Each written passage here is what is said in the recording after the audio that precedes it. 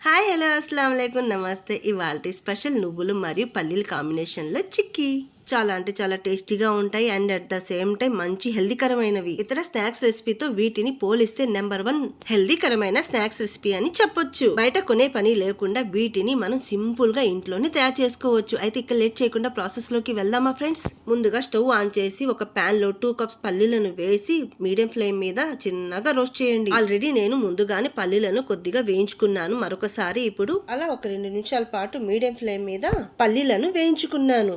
ముందుగానే నేను పల్లీలను వేయించుకున్నాను కాబట్టి నాకు అంతగా టైం పట్టలేదు. అదే మీరు పల్లీలను వేయించుకోవడానికి 5 to 6 మినిట్స్ వరకు ఈజీగా పడుతుంది. మీడియం ఫ్లేమ్ మీద మాత్రమే పెట్టి చేయాలి. పల్లీలను మీడియం ఫ్లేమ్ మీద మంచిగా రోస్ట్ చేసుకున్న తర్వాత ఒక ప్లేట్ లోకి మార్చుకోండి. ఇప్పుడు అదే ప్యాన్ లోకి 1 కప్ నువ్వులను వేసి 1 నిమిషం పాటు అలా చిటపటలాడిన తర్వాత స్టవ్ ఆఫ్ చేసి మరొక ప్లేట్ లోకి మార్చుకోండి. ఇప్పుడు పల్లీలు బాగా చల్లారిన తర్వాత 2 చేతులతో అలా జస్ట్ రబ్ చేస్తూ పల్లీల పైన ఉన్న పొట్టుని సపరేట్ చేయండి. ఇక్కడ నేను మీకు ఒక మంచి ట్రిక్ చెప్తాను. పల్లీలో ఉన్న పొట్టుని సపరేట్ చేయడానికి ఇక్కడ నేను చూపిస్తున్నట్టుగా జల్లెడ తీసుకొని ఇందులోకి పల్లీలను వేసి పల్లీలో ఉన్న పొట్టుని సపరేట్ చేసి ఒక ప్లేట్ లోకి మార్చుకోండి. ఇలా ఈ విధంగా పల్లీలో ఉన్న పొట్టుని సపరేట్ చేసిన తర్వాత పల్లీలను ఒక మిక్సీ జార్ లోకి వేసి అలాగే మరొక ప్లేట్ లో ఉన్న నువ్వులను కూడా మిక్సీ జార్ లోకి వేసి దీనిని మరీ మెత్తగా ఫైన్ పౌడర్ లాగా కాకుండా జస్ట్ అలా 2-3 టైమ్స్ కోర్స్ గా గ్రైండ్ చేయండి. చూడండి ఇలా పలుకులుగా ఉండాలి.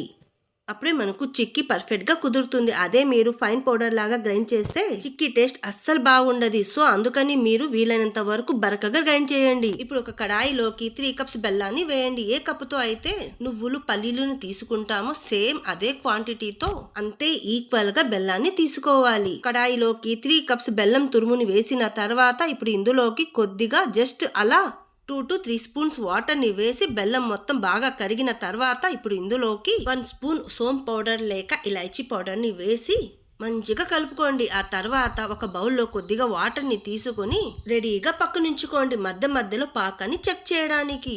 ఈ పాకం చేసేటప్పుడు కుదురుతుందో లేదోనని మీరు అస్సలు కంగారు పడకండి. ప్రశాంతంగా ఓపిగ్గా చేయండి. మంచిగా పాకం కుదురుతుంది. ఇక్కడ నేను మీకు క్లియర్ గా చెప్తాను. చూడండి పాకం ఉడికేటప్పుడు మధ్యలో ఒకసారి మనం వాటర్ బౌల్లోకి కొద్దిగా పాకాన్ని వేసుకొని చెక్ చేసుకుందాం. చూడండి ఇక్కడ చూస్తే పాకం మెత్తగా ఉంది. చిక్కీకి ఇంకాస్త గట్టి పాకం కావాలి. మరొక 5 మినిట్స్ స్టవ్ మీద పాకాన్ని ఉడికించుకుంటే సరిపోతుంది. పాకం మంచిగా ఉడికేటప్పుడు ఇప్పుడు ఇందులోకి 3 to 4 స్పూన్స్ ఘీని వేసి మంచిగా కలుపుకోండి. చూడండి పాకం కూడా పర్ఫెక్ట్ గా ఉడికింది. ప్యాన్ కి ఈ విధంగా సపరేట్ గా రావాలి. ఇప్పుడు మనం పాకాన్ని ఒక వాటర్ బౌల్లోకి వేసి చెక్ చేసుకుందాం. చూడండి ఇప్పుడు మనకు పర్ఫెక్ట్ అయిన పాకం కుదిరింది.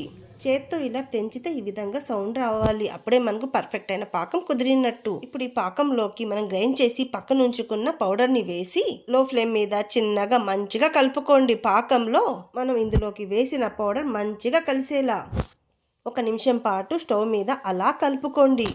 కాస్త గట్టిపడిన తర్వాత స్టవ్ ఆఫ్ చేసేయండి. ఇప్పుడు చిక్కీలు తయారు చేసుకోవడానికి కిచెన్ బండ మీద కొద్దిగా ఘీని వేసి మంచిగా గ్రీస్ చేయండి చుట్టూ. లేదంటే మీరు ఒక స్టీల్ ప్లేట్కి అయినా కాస్త ఘీని గ్రీస్ చేసి తీసుకోవచ్చు.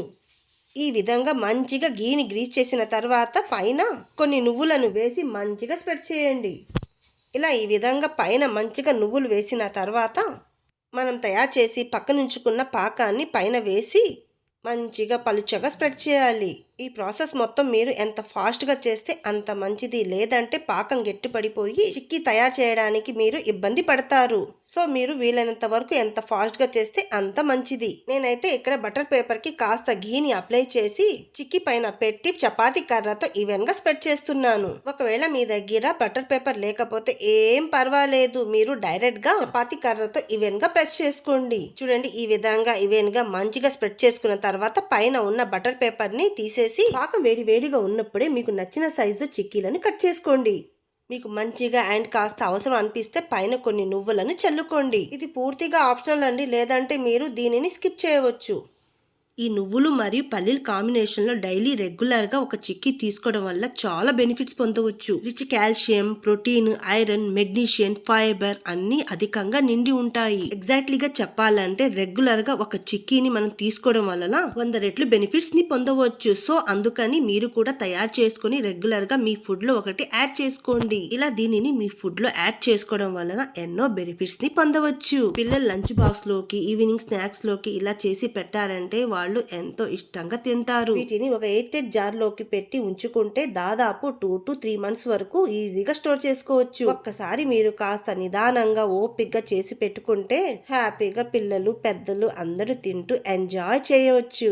చూసారు కదండి ఎంత సింపుల్ గా ఈ చిక్కీలను మనం తయారు చేసుకున్నామో. మీరు కూడా తప్పకుండా ట్రై చేయండి. టేస్ట్ అయితే ఎక్సలెంట్ గా ఉంటుందండి. చాలా అంటే చాలా టేస్ట్ గా ఉంటాయి. నిజమండి, నన్ను నమ్ము ఒకసారి మీరు ట్రై చేయండి, తప్పకుండా మీకు నచ్చుతుంది. అండ్ ప్రాసెస్ కూడా చాలా అంటే చాలా సింపుల్. జస్ట్ 3 ingredients తో మీరు సింపుల్ గా చిక్కీని తయారు చేసేయచ్చు. బయట దొరికే జంక్ ఫుడ్ కాకుండా పిల్లలకి ఇలా చేసి పెట్టండి, ఎంతో ఇష్టంగా తింటారు and at the same time ఎంతో హెల్దీగా ఉంటారు. పిల్లలే కాదండి, వయసుతో సంబంధం లేకుండా ప్రతి ఒక్కరూ వీటిని తినవచ్చు అండ్ హెల్దీగా ఉండొచ్చు. వీడియో నచ్చిందా? తప్పకుండా ట్రై చేయండి. మీకు ఎలా కుదిరింది అనేది నాకు కమెంట్ చేయండి. మీ ఫ్యామిలీ అండ్ ఫ్రెండ్స్కి ఈ వీడియోని షేర్ చేయండి. సబ్స్క్రైబ్ చేయడం మటుకు అస్సలు మర్చిపోకండి. మీరు ఇచ్చే ఒక లైక్ నాకు ఎంతో మోటివేషన్ ఇస్తుంది. సో అందుకని తప్పకుండా లైక్ చేయండి. మరన్నా కొత్త కొత్త రెసిపీ వీడియోస్తో నేను మీ ముందుకు వస్తుంటాను. ఇంకా మీకు ఎలాంటి రెసిపీ వీడియోస్ కావాలో నాకు కమెంట్ చేయండి. బాయ్.